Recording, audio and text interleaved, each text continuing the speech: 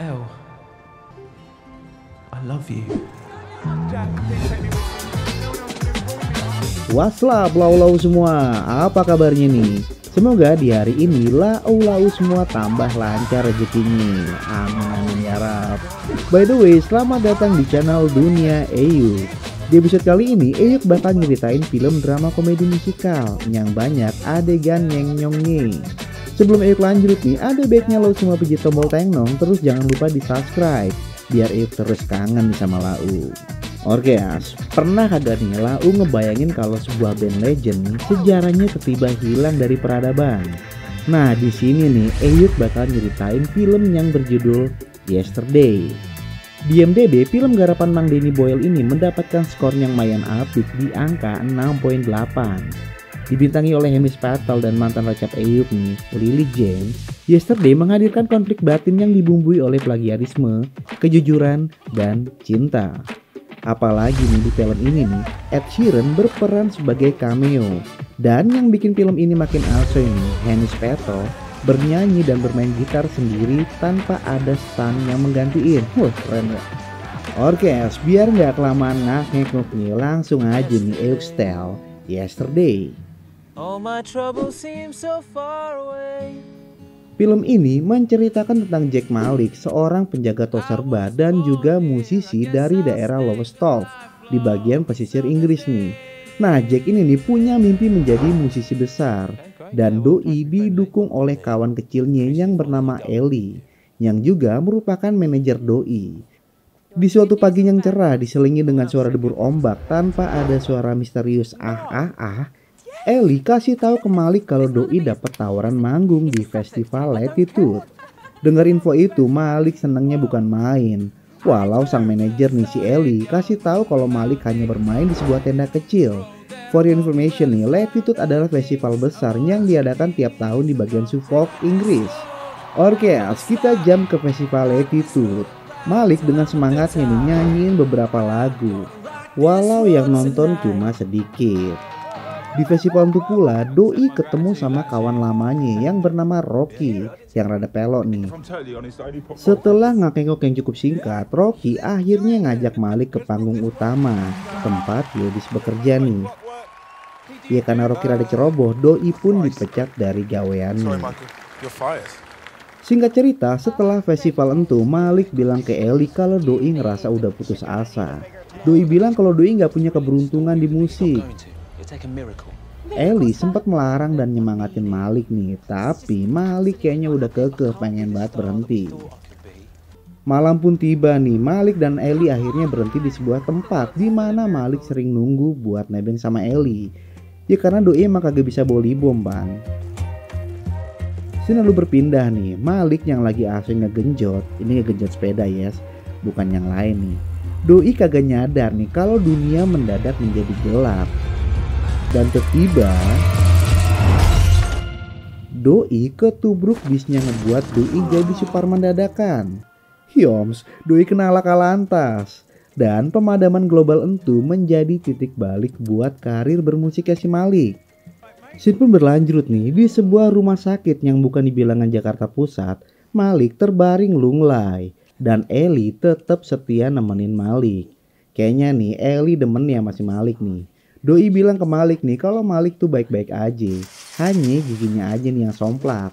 Dan doi masuk ke dalam jajaran bokir, aka bom kiri. Oh yeah, Y2K. Singkat cerita, Malik akhirnya keluar dari rumah sakit. Dengan ditemani sama Ellie nih, Malik diantarkan ke sobat biji dan sarungnya nih. Yoms, Malik dan Ellie punya sobat yang selalu dukung Malik. Nah, buat nyemangatin Malik nih, mereka kasih kado. Dan salah satu kado yang paling berharga ya dari Ellie. Doi ngasih gitar ke Malik. Di situ mereka minta Malik buat nyanyiin sebuah lagu. Malik pun memainkan lagu Yesterday dari The Beatles.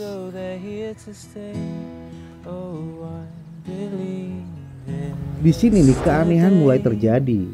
Mereka takjub dengan lagu ciptaannya Malik. Walau nih Malik selalu nyanggah kalau itu lagunya The Beatles, tapi mereka nggak tahu siapa tuh The Beatles. McCartney wrote it, the Beatles. The what? Which Beatles is this? The insect Beatles or the car Beatles? The pop group Beatles. Hari pun berlalu dengan cepat dan malam pun tiba. Di perjalanan nih, Malik terus bertanya apakah Ellie benar-benar gak tahu band legend bernama The Beatles. Ellie terus jawab kalau Doi itu kagak tahu. Sampai akhirnya nih Malik mencari kebenaran lewat Mbah Google. Dan benar aja, The Beatles hilang dari sejarah musik dunia. Di sini nih Malik dihadapkan oleh dua pilihan dalam pikirannya nih. Ngambil kesempatan emas buat terus nyanyiin lagu The Beatles atau terus menjadi penjaga toserba. Bisa dibilang nih Malik adalah George Bucks-nya The Beatles. Dan buat menegaskan keputusannya nih, Doi pun nyamperin Ellie lagi buat nanya nih, apa Yodis bener-bener kagak tahu The Beatles itu? Jawaban Yodis pun tetap sama. Dan ini makin mantepin dirinya buat ngejiplak lagunya The Beatles. Lagu pertama, Let It Be, Doi nyanyiin di depan keluarganya.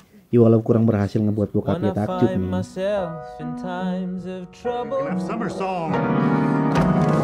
Nih kalau didengar nih nadanya hampir mirip ya kayak lagunya Arti Kehidupan. Cinta itu anugerah, maka berbahagialah. Ya, who knows.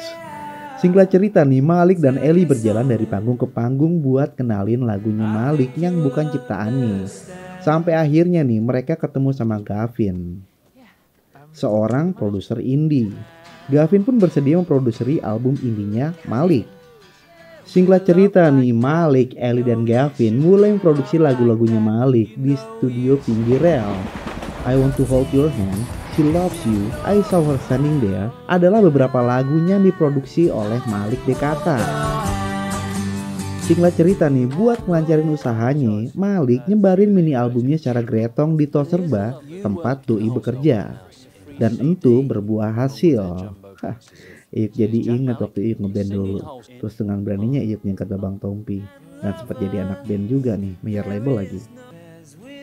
Aksinya Malik ini ngebuat suatu program TV ngelirik dan Doi dipanggil buat jadi bintang tamu. Inilah nih yang jadi boom ketenarannya si Malik.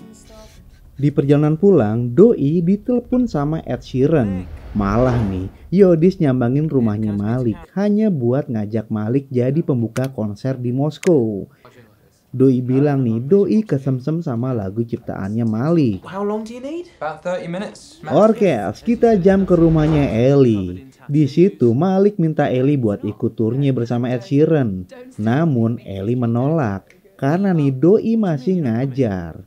No, of course not. Walau Malik agak kecewa nih, tapi Doi bisa pahamin Ellie. Dan akhirnya nih Malik ambil jalan tikus. Doi ngajak Rocky. Scene pun berlanjut nih, Malik dan Rocky ikut dalam konsernya Ed Sheeran dan Malik bermain apik di situ. Doi ngebawain lagu Back in the USSR yang ngebius semua penonton. Di situ tuh ada seorang penonton yang nantinya nih bakalan jadi trigger di pra-ending film. Oke, kita back to Malik dan Ed. Nah, Ed Sheeran ini ngerasa Malik ini punya bakat nyiptain lagu yang bagus. Sampai akhirnya nih manajernya si Ed bernama Debra membuat pertemuan khusus dengan Malik. Singkat cerita nih, di rumahnya Malik, keluarganya menggelar pesta karena nih Malik mau pindah ke LA, bukan Menteng Agung ya. Di kamar Malik nih, Ellie menegaskan kalau Doi sebenarnya suka sama Malik, tapi kayaknya nih cintanya bertepuk sebelah kanan, sebelah tangan. Suwe banget. Tangan kirinya penembok nyamuk ya. Pagi pun tiba dengan bias-bias sinar mentari dan Malik bersama Rocky udah sampai di LA. Setelah muter-muter ke Eyüp nih lagi liburan ke daerah yang Eyüp belum lihat, mereka pun sampai ke tempatnya Debra. Di situ Debra kasih pilihan ke Malik. Doi mau ikut cara Debra buat ngorbitin Malik, apa Malik balik lagi ke daerah kecil di Inggris. I would understand. Go back and have a warm beer in little Bonnie England. Nih kayaknya nih si Debra ini orangnya to the point. Dan akhirnya nih Malik pun ikut Debra. Perjalanan baru pun dimulai dengan Debra di sisinya. Malik kini berevolusi dengan cepat, dan di sini Debra seperti mesin yang bisa ngerubah penampilan Malik secara keseluruhan, mulai dari rekaman, kostum, sampai bagaimana cara mempromosikan Malik. Dan Malik pun berubah menjadi musisi yang fenomenal.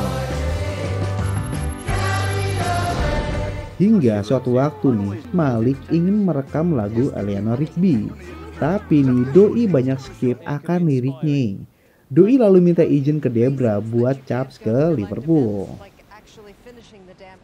Singkat cerita, sampailah Malik dan Rocky di Liverpool. Di bandara nih, Doi disambut oleh fans fanatiknya. Sampai nih ada salah satu wanita tua yang terus mantau Doi.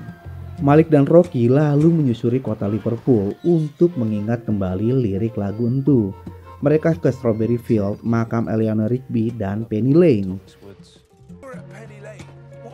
Malam pun tiba nih, Malik dan Rocky udah sampai lagi di hotel. Nah, di sela-sela Malik nulis lirik Eleanor Rigby nih, tiba-tiba Ellie datang. Dan itu ngebuat shock sekaligus senang di hatinya Malik. Mereka pun menghabiskan malam bersama. Mereka mama berdua nih, kobam bareng, begila bareng di sebuah subway. Sampai akhirnya mereka ada di kamar Malik lagi. Yoms, mereka mau adegan cuci gosok bilas. Pas banget nih, waktunya Eyu kendorong dikit boxer yang udah agak mengetat ya. Tapi sialnya, Ellie menggagalkan adegan yang hampir ngebuat Eyu senam jantung. Nyoi, Ellie kagak mau cinta semalam hadir. Dan Yodis pun meninggalkan Malik dengan keadaan boxer mengetat. Sungguh teganya Ellie. Pagi pun tiba nih, menyadari ada yang salah. Malik pun bergegas nemuin Ellie.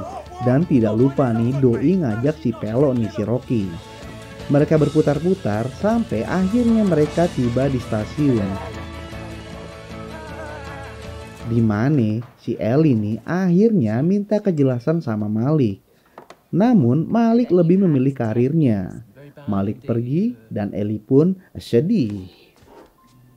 Scene lalu berpindah ke sebuah ruang meeting. Yoms, label rekaman tempat Malik bernaung lagi rapat untuk menelurkan best albumnya Malik. Dan mereka memilih tema One Man Only. Yang ngebuat nih Malik jadi tertekan nih.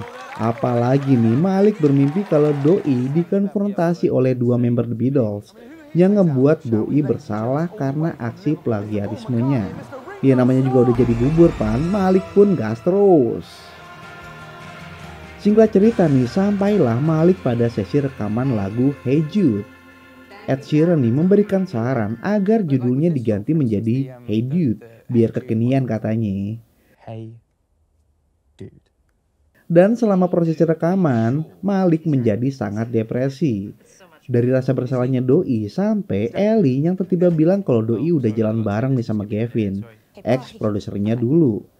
Hal itu jadi ngebatin di dirinya Malik. Sampai akhirnya Doi ngeluapin emosinya ke kru dan si Debra.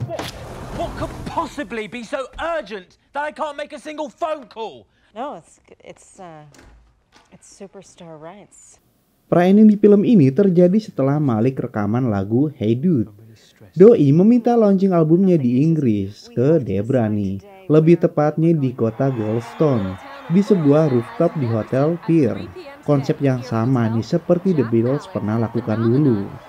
Di sebuah ruangan nih, Malik dapat dukungan yang luar biasa dari mamak dan bokapnya. Selain itu, Ellie pun datang. Selain kasih selamat nih, Ellie kasih tahu ke Malik betapa berubahnya Malik setelah kecelakaan waktu itu. Dan Ellie ngerasa kehilangan sosok Malik. Dalam sih. Apalagi nih Gavin datang yang ngebuat Malik makin ambiar. Ini awas nih kalau di setelin lagu Rosa. Berhenti! Hah? Verdomme! Landes! Oke, kita jump ke konferensi pers sebelum konser. Malik pun berhadapan dengan wartawan. Dan tiba aja nih, Doi shock saat ada salah satu dari mereka nyeletuk kenapa kagak rekaman di Abbey Road. Apalagi Doi lihat ada mainan kapal selam kuning di situ. Itu menandakan nih bahwa ada yang tahu The Beatles selain Doi. Raut muka Malik pun berubah. Debra yang paham dengan segera menghentikan tanya jawab. Dan konser pun dimulai. Malik membius para fansnya dengan lagu-lagu plagiatnya nih. Singkat cerita nih, setelah konser Malik didatangi oleh 2 orang. Dan dua-duanya udah sebut di atas. Mereka adalah penggemar The Beatles. Awalnya nih Malik tuh cut kalau mereka bakalan ngebocorin aksinya. Tapi mereka malah mensupport Malik. Karena menurut mereka nih, dunia bakal kehilangan karya-karya terbaik dari The Beatles. Dan Malik mengembalikannya. Sebelum caw nih, wanita itu lalu kasih Malik sebuah alamat. Scene pun berlanjut di daerah pesisir pantai. Malik mengunjungi sebuah rumah. Dan itu rumahnya John Lennon. Di sana nih Malik bertanya konsep bahagia. Dan Opa John berkata, raihlah cintamu dan jujurlah. Kata-kata itu yang akhirnya ngebuat Malik berani untuk melangkah lebih maju. Ending di film ini terjadi saat Ed mengajak Malik untuk ikut di konsernya di Wembley. Setelah penampilan Ed nih berbekal kaos yang sama yang dipakai di Festival Latitude, Malik akhirnya nyenyong. Nah di situ Rocky meminta Ellie untuk pergi ke belakang panggung. Dan di Wembley setelah lagu terakhir nih, Malik akhirnya mengakui kalau Doi memplagiat semua lagu dari band The Beatles. Dan Doi pun berkata nih kalau Doi sangat mencintai Ellie. Hal yang ngebuat geger dunia permusikan. Setelah konser selesai nih Malik menemui Ellie dan mereka pun kembali bersama nih. Sedangkan Debra yang gedeknya udah kempot-kempotan berusaha ngejar Malik. Namun Doi ditahan sama Rocky. Scene pun berpindah ke sebuah kamar yang bukan kos-kosan apalagi hotel transit. Nyoi, di rumah Malik nih, Malik dan Ellie akhirnya bisa ngerasain cuci gosok bilas. Scene yang ngebuat Ayu kesel banget nih karena kagak ada prosesinya. Tapi ya udahlah. Singkat cerita nih Malik dan Ellie akhirnya nikah dan mereka pun udah punya anak. Dan sekarang Malik menjadi seorang guru. Guru yang terus dan tetap menyanyikan lagu The Beatles agar mereka ingat akan karya-karya besarnya. Dan film pun selesai. Oke, film Yesterday memberikan banyak pelajaran dari kejujuran, cinta, dan bagaimana melestarikan karya. Jangan ambil plagiatnya ya. Ya Ayuk jadi kangen film modelan kayak gini nih, musikal. Dulu nih Ayuk seneng banget nonton film garasi. Ya wis lah, seperti biasanya nih sebelum Ayuk bacot, Ayuk mau ngucapin mamaci buat semua tim yang mengerjakan film Yesterday. Para kru, pemain, dan yang paling penting buat lau-lau semua, sobat setia dunia Ayuk. Semoga lau-lau tetap berkreasi di tengah kekesalan pandemi. Oke, semangat semua dan Ayuk wanna bacot. Hey.